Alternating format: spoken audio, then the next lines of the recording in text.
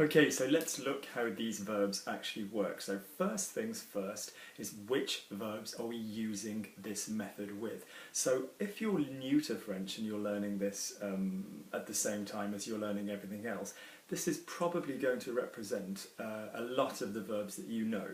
If you consider somebody who speaks French normally or fluently or certainly with a higher amount of vocabulary, this isn't actually going to represent all that many verbs. So if you're kind of on about 20 verbs so far, learning another 16, 17 that do this, it's probably going to seem like half of your verbs. Compared to all the verbs that there are, it's not actually that many, obviously, is it? So a nice idea is to think about yourself in the space. So these verbs often get called, certainly in England, the être verbs of motion. Now, motion is a bit of a strange thing to say because I'm running, I ran, is motion. I jumped is certainly motion.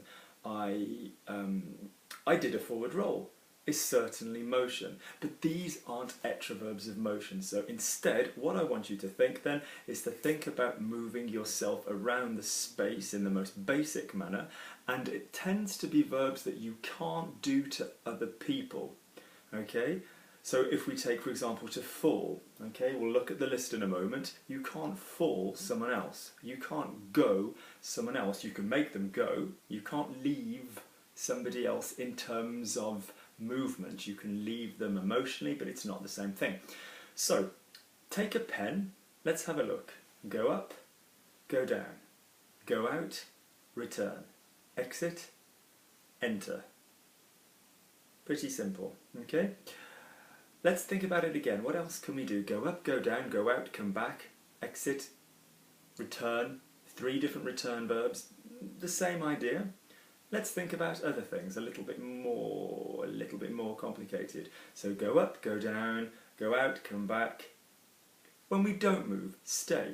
Yeah, that's actually, strangely, even though we're not moving, that is going to be a verb of motion. Rester. Je suis resté. Yeah, I stayed, not j'ai resté.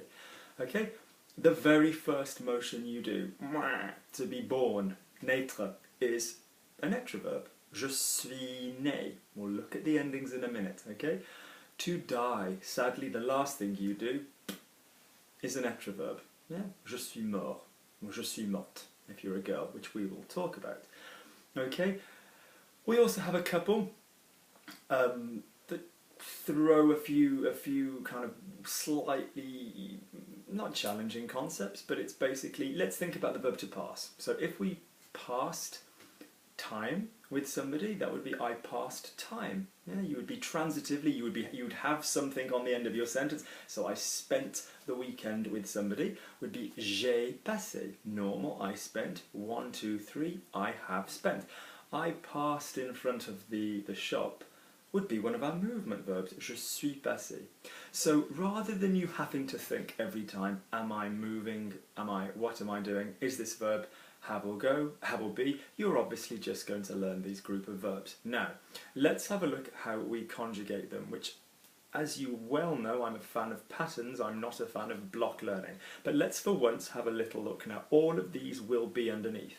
There are many methods for remembering this set of verbs. There is a marvellous method which you always see, which is somebody draws a picture of a castle or a house, and you have a little man coming out, going in, going up, going down, falling, which is a good visual tool, and I really recommend that you have a look at those, and I will pop the links for some underneath.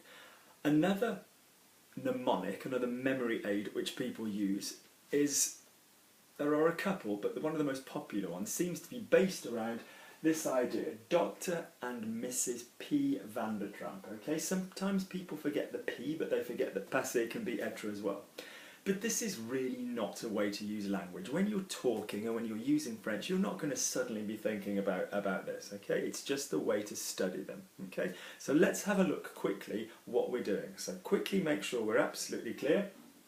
We are keeping our 1, 2,